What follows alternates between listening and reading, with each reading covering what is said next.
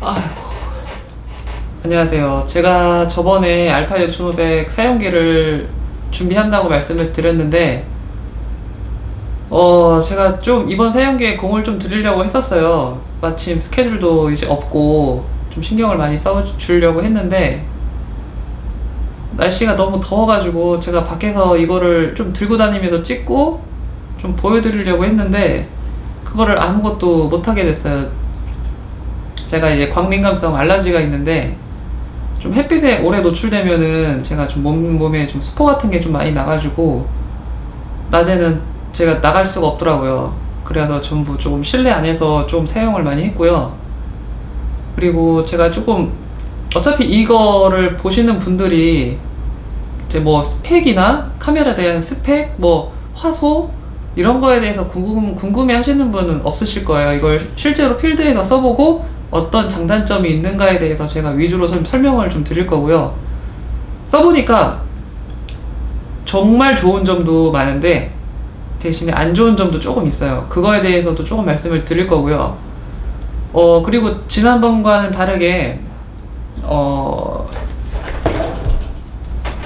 그동안 영상 촬영을 요 80D로 했거든요. 근데 지금 찍고 있는 카메라가 알파 6500이에요. 그래서 이게 80D는 이렇게 회전 LCD가 있어가지고 제가 어떤 얼굴을 보이고 있고 어떤 구도가 되어 있는지 알 수가 있는데, 지금 이거는 보이지가 않아가지고 제가 지금 어떻게 찍히는지도 잘 모르겠어요.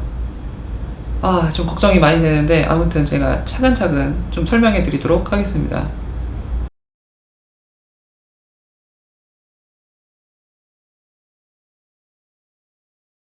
제가 주로 사용하는 기능에서부터 좀 말씀을 드리자면은, 일단 가장 중요한 게 초점이라고 생각을 해요, 저는. 그래서 AF 검출 능력이라고 하는데, 이게 정말 훌륭해요. 엄청 많이 훌륭해요.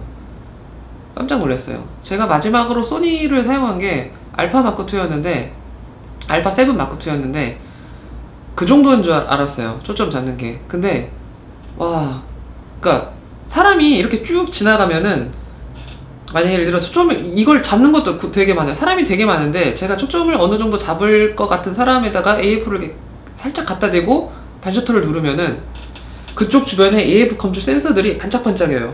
거기서 그래서 사람이 계속 쓱 지나가면은 AF 검출 능력이 들어있는 센서 하나가 계속 움직이는 게 아니라 그 주변에 있는 센서가 전부 다 이렇게 움직여가면서 초점을 잡아요. 스포츠 사진도 마찬가지고 그냥 일반적인 뭐 웨딩 촬영도 괜찮고요. 전부 다 가능한 수준이에요. 굉장히 많이 놀란 부분이에요.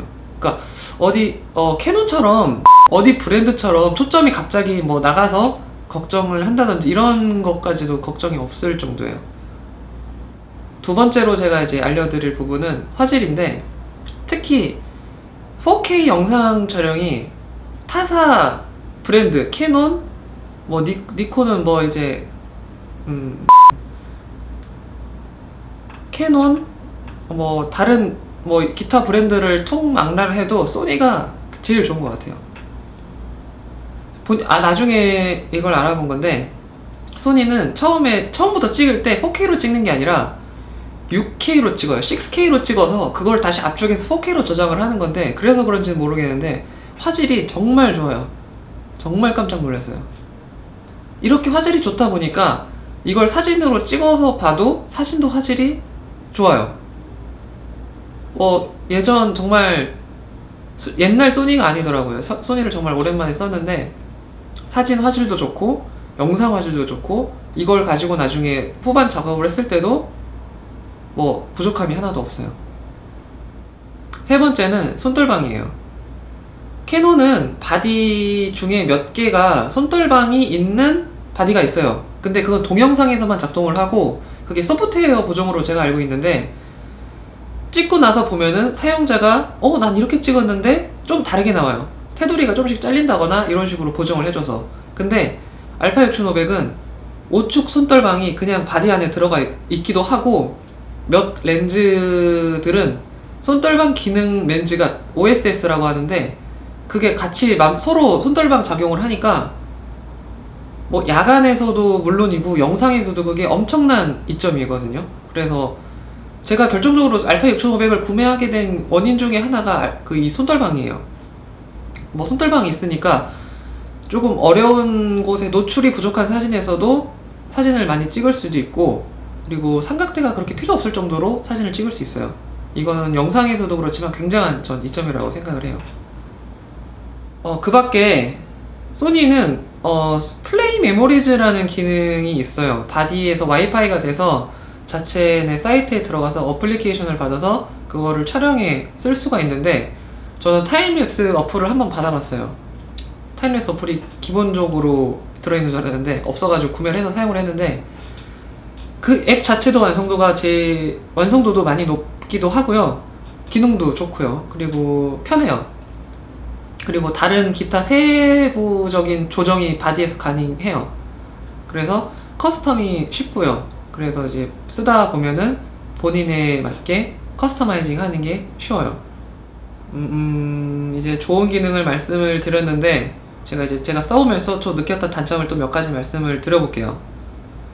첫 번째로는 배터리 운용 시간이 상당히 짧아요. 제가 이거를 들고 한 일주일 쓰면서 배터리를 계속 이렇게 갈아 끼면서 촬영을 했는데, 총 3개를 샀어요, 배터리를. 근데 하나 끼우고 나서 LCD를 보면서 촬영을 했을 때 1시간 반 정도 되니까 배터리가 그냥 하나 다 닳아버렸어요. 그래서 다음 것도 쓰고 했는데, 보통 하루를 그냥 촬영을 할 거면 배터리 3개 정도는 있어야 될 것 같더라고요. 배터리 운용 시간이 상당히 짧은 게 조금 있는 것 같아요. 두 번째는 LCD예요. 그러니까 LCD를 보면서 촬영을 해야 되는데 밖에 나가면 LCD가 보이지가 않아요. 화면이 안 보여요. 그 LCD 화면을 밝게 올려도 LCD 자체도 안 보이지만, LCD 그 밝기를 올려주면은 노출 확인하기가 힘들어요. 상대적으로 화면이 밝아지니까 이게 밝은 건지 어두운 건지 극복이 잘 안 돼요. 그래서 저는 이게 다행히도 소니에선 지브라 패턴이라고 해가지고 노출이 몇 % 이상 되면은 이제 비금 처지는 화면이 보여주는 옵션이 있는데, 그걸로 확인을 했는데 LCD 자체가 좀 약간 어두운 편이라고 해야 되나? 그래서 이게 미러리스라는 카메라가 즉각 이제 뭐 셔터 스피드라든지 ISO라든지 조리개에 따라서 그걸 반영한 데이터 값을 LCD에 보여줘가지고 대략 이 정도로 사진이 찍힌다라는 보여주는 장점이 있는데, 근데 이거를 보고 그렇게 해줌에도 불구하고 제가 LCD를 보면서 촬영을 하기가 상당히 힘들어요. 그래서 저는 거기다가 히스토그램을 켜놓고 촬영을 했어요. 그래서 LCD가 조금 많이 안 좋은 게 단점이에요. 세 번째는 아까 제가 다양한 촬영 옵션이 있다고 했는데 그것 때문에 단점이에요. 뭐냐면은 메뉴가 너무 많아요. 메뉴가 너무 많아가지고 내가 있었던 메뉴가 어디에 있는지 정확하게 찾아서 들어가기도 힘들고, 메뉴가 너무 많기 때문에 이걸 또 세세하게 설정하는 부분에 대해서도 시간이 정말 오래 걸려요. 그리고 아까 제가 이게 화면이 터치 LCD인데 웃긴 게 메뉴 터치를 지원을 안 해요. 휠이나 앞에 있는 그 휠로 또 따로 그렇게 각각 조정을 해야 되는데, 왜 화면에다가 화면 터치를 해가지고 왜 그렇게 안 했을까 되게 라는 의구심이 들어요. 이것도 되게 많이 이상해요. 그리고 제가 이분들께 이 카메라는 사지 말라고 말리고 싶은 분들이 몇 분 계세요. 인터뷰 하시는 분, 웨딩 영상 찍으시는 분, 그리고 그러니까 한 영상을 끊지 않고 오랫동안 촬영하시는 분은 이거 사시면 안 돼요. 저도 이거를 얼마 전에 실전에서 한번 투입을 해보자는 생각으로 가지고 왔다가 정말 큰일 날 뻔했어요. 웨딩 촬영이었는데 신부 대기실 찍고 뭐 여기저기 찍고 돌아다니다가 이제 신부님이 입장을 해야 되는데, 그걸 제가 6500을 사용하려고 했었는데, 이제 입장하기 이제 전 딱 진짜 1분 전쯤에 카메라가 오버히트 했어요. 카메라가 꺼져가지고 열받아가지고 꺼진 거예요, 카메라가. 그때 생각하면은 다행히, 그러니까 옆에 원래 촬영하던 카메라를 더 낄 망정이지, 제가 이 카메라만 믿고 그렇게 촬영했다면 정말 큰일 날 뻔했어요. 나중에 알아보니까 이게 4K로 찍었을 때 20분인가 촬영이 리미트가 걸려있고 어느 정도 촬영을 하다 보면은 카메라가 발열이 나가지고 꺼져요. 제가 그거를 매뉴얼 숙지를 안 하고 그냥 해가지고 큰일 날 뻔했어요. 그래서 조금 오랫동안 촬영을 연속적으로 하시는 분은 이바디 사시면 안 된다고 제가 미리 말씀을 드려요. 이바디 사지 마세요. 얘기를 좀 하다 보니까 단점에 대해서 좀 얘기를 많이 하게 된 것 같은데, 조금 더 말씀을 해드리자면은 카메라가 구동 시간이 좀 있어요. 부팅 시간이라고 해야 되는 게 있어가지고 카메라를 켜고 나서 바로 촬영을 할 수 있는 게 아니라 시간이 조금 더 걸려요. 그것도 있고 렌즈군이 좀 약간 다양하지 못한 것도 있고, 렌즈가 필요하신 게 있는데 그걸 구입하시려면은 아마 비쌀 거예요. 소니 렌즈군이 화질도 좋고 기능도 좋은데 약간 좀 비싼 편이에요. 그것만 좀 극복을 하신다면은 알파 6500은 정말 좋은 바디 같고요. 아까 제가 말씀드린 AF, 화질, 이 두 가지는 정말 신뢰하셔도 좋을 것 같아요. 그리고 아까 배터리 부분을 드리면서 말씀을 안 드렸는데, 알파 6500이 마이크로 5핀 단자로 충전을 하면서 촬영을 할 수 있어요. 그래서 제가 나중에 밖에 나가서 촬영을 한 게 하나 있는데 그거를 배터리를 꼽아놓고 촬영을 했었어요. 그러니까 배터리 걱정은 없더라고요. 물론 고정을 해놔야 된다는 단점이 있긴 한데, 아무튼 이 카메라에서 총점을 말씀을 드리자면은, 아까 제가 말씀드린 오버히트만 아니었으면 전 정말 이 카메라 되게 마음에 들 거예요. 근데 오버히트 때문에 이걸 실전에서 사용할 수 없다는 게 약간 좀 아쉬워서 저는 좀 더 생각을 해봐야 될 것 같아요. 제가 영상을 지금까지 한 4번 정도 올린 것 같은데 제가 조금 실수를 하고 있는 것 같아요. 원래는 조금 영상 촬영을 평소에 하던 거 이외에 촬영을 하면서 영상 퀄리티를 좀 더 올리고 편집을 조금 더 깊게 하면서 영상적인 퀄리티 전체적인 걸 올려보려고 했는데 약간 조금 끌려다니고 있는 것 같아요. 조금 뭔가 하기 위해서 어거지로 좀 찍는 것 같기도 하고, 올려야 되니까 좀 어거지로 편집을 해야 되는 것도 있더라고요.